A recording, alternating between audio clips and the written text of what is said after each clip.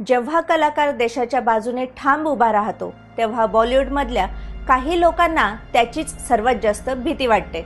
Don 3च्या वादानंतर रणवीर सिंग भोवती जे वातावरण तयार करण्यात आलंय त्याने एक गोष्ट पुन्हा सिद्ध केली की बॉलिवूडमध्ये आजही काही फिक्स कॅम्प्स आणि इलेट सर्कल आहेत ज्यांना स्वतःच्या चौकटी बाहेरचा सुपरस्टार सहन होत नाही।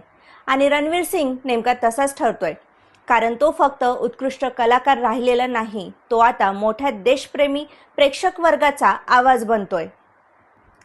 खास करून धुरंधर आणि धुरंधर 2 नंतर रणवीरने जी देश समर्थक स्वाभिमानी देशप्रेमी कलाकाराची भूमिका घेतली ती काही तथाकथित बॉलिवूड ग्रुप्सला स्पष्टपणे खटकताना दिसतंय।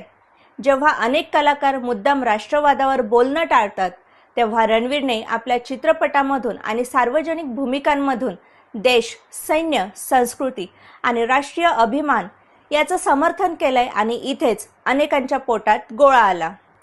कारण आजच्या काळात न्यूट्रल राहणं सेफ आहे। सेक्युलर होणं आणि हिंदू विरोधी भूमिका मांडणे म्हणजे यांच्या आवडीचा विषय, पण देशासाठी स्पष्ट उभं राहणं धाडसाचं काम आहे। धुरंधरमध्ये रणवीरने दाखवलेला आक्रमक राष्ट्रवादी आणि पाकिस्तानी व दाऊद इब्राहिम विरोधी अवतार या पाकिस्तान प्रेमी लोकांच्या डोक्यात गेलाय। अगदी सिंगल स्क्रीन पासून ते मल्टीप्लेक्स ते प्रत्येक सोशल मीडियापर्यंत त्याचा सगळीकडे दिसला तो या पाकिस्तान प्रेमी लोकांच्या नजरेत खुपतोय। पण खरी आग लागली ती धुरंधर 2 नंतर।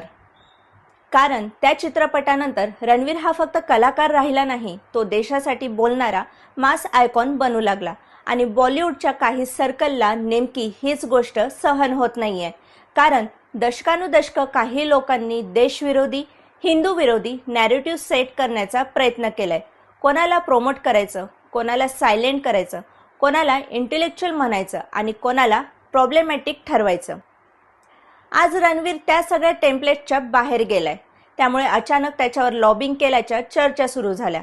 काही रिपोर्ट्समध्ये FWICE चं नाव समोर आलं आणि सामान्य प्रेक्षकांच्या मनात प्रश्न निर्माण झाला, कलाकारांवर दबाव आणण्यासाठी संस्था वापरणं योग्य आहे का? फरहान अख्तर आणि त्याच्या सर्कलवर आधीपासूनच एक आरोप होत आला आहे।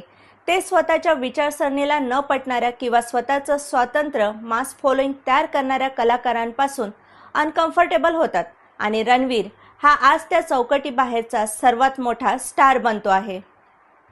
तुकाराम महाराजांनी म्हटलंय, सत्य असत्याशी मन केले ग्वाही, मानिलय नाही बहुमता। आज रणवीर हेच दाखवतो आहे।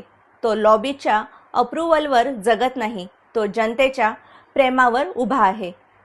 जे कलाकाराला दबावाखाली आणण्याचा प्रयत्न करतात त्यांना जनता आता सोशल मीडियावर उघडपणे उत्तर देते आहे। कारण काळ बदललाय।